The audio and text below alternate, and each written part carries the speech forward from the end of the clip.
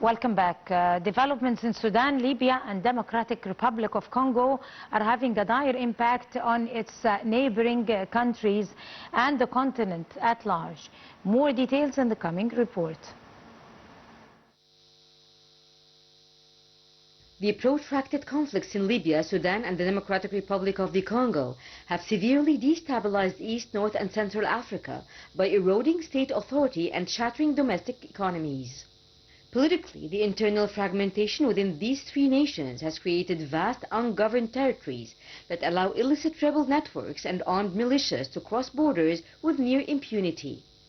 In Sudan, the devastating war between rival military factions has pushed the country to the brink of permanent partition, while completely paralyzing its core agricultural and industrial output.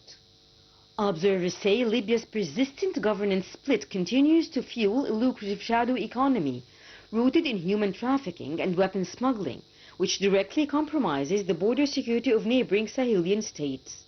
Meanwhile, the relentless violence driven by armed groups like the M23 in eastern DRC has halted the illegal extraction of critical minerals, starving the national treasury of vital export revenues. This collective instability has triggered the world's most severe displacement crises, forcing millions of refugees into vulnerable neighboring countries like Chad, South Sudan and Uganda. Host nations are facing immense economic strain as the influx of displaced populations severely overburdens their localized healthcare systems, food markets and public infrastructure. Ultimately, the cascading insecurity across these sub-regions has stifled foreign investment, disrupted vital cross-border trade routes, and forced neighboring governments to divert scarce economic resources away from development and into emergency border defense.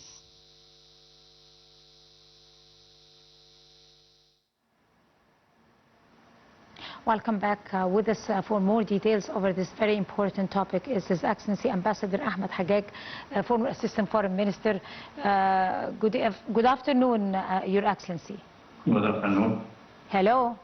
Yes, please. Good afternoon. Good afternoon, Your Excellency. Please. Right.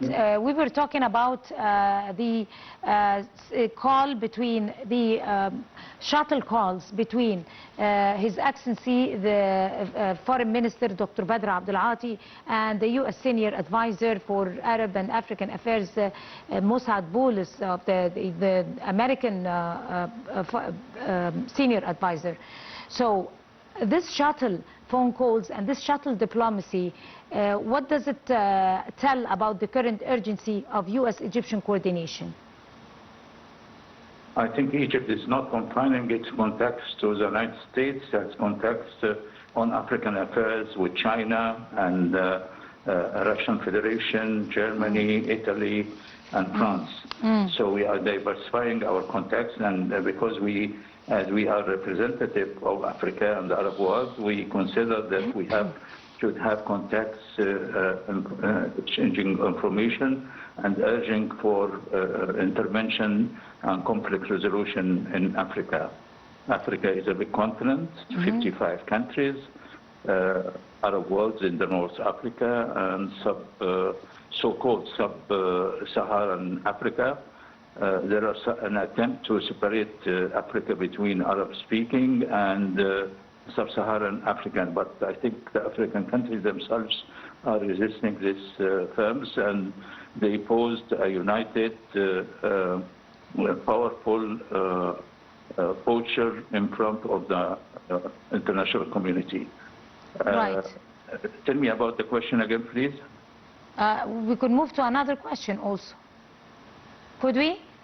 Yes, please. Let us do that. So, as we can notice that Egypt have been always pushing for a package deal linking peace and security together with the reconstruction. I mean, we are just taking or considering reconstruction to be part and parcel of peace and security. But realistically speaking, how can development happen while these conflicts are still ongoing? The Organization of African Unity, which was a predecessor of the present African Union, established something called the African Security Council in Africa, which dealing not only with military intervention and conflicts, but also with major economic disputes which affect the status of conflict in Africa. This council is similar to the United Nations Security Council, with only one major difference. It is there is no permanent members in this African Peace and Security Council. All African countries, small and big, are equal. So the African Union now is paying importance to solving economic issues which can affect the stability of security in African affairs. We even as you mentioned in your introduction about the Ebola virus in the Democratic Republic of Congo could affect the stability not only inside the DRC, but in neighboring countries, South Sudan and Uganda. So the African Union is dealing with this problem together in cooperation with the United Nations, the World Health Organization, and other international organizations. Egypt also is trying to assist in the medical team with the DRC. We sent shipments of medicine recently to the DRC and other African countries which are affected by this spreading virus, which so far, to my information, there is no remedy to contain this spreading virus, but attempts are going on to contain the Ebola virus in the areas which they are spreading now. Development in African countries, they have its direct impact on the neighboring countries also. When we talk about conflicts, it's the same thing. So, like in this equation, how can the diplomatic push draw regional stability and at the same time protect Egypt's direct national security borders within the frame of stability and development? Egypt has always been in front of attempts to establish African economic integration in the continent. You remember in 2019, President Sisi was the chairman of the African Union when they established something called African Free Trade Zone, where African countries can exchange trade with reduced rate or no custom duties at all, and no administrative obstacles.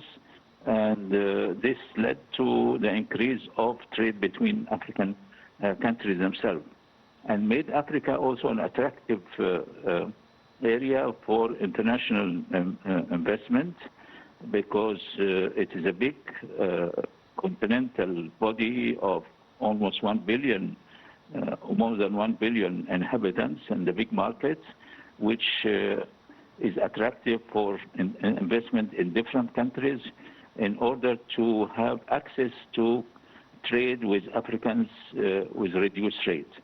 So Egypt is trying to encourage this trade, this African free trade zone, led to a lot of increase of Egyptian exports to different African countries inside this zone, and also increase our imports from those countries, especially minerals and other facilities which are necessary for Egyptian industry.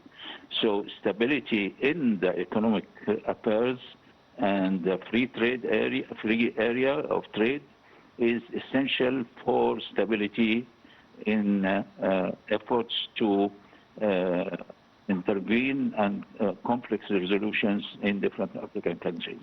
Right. As we know that Sudan is entering its fourth year now, why do you think regional and international diplomacy has failed in the case of Sudan, and what does it take to be able to sort out these issues of Sudan? Because unfortunately there are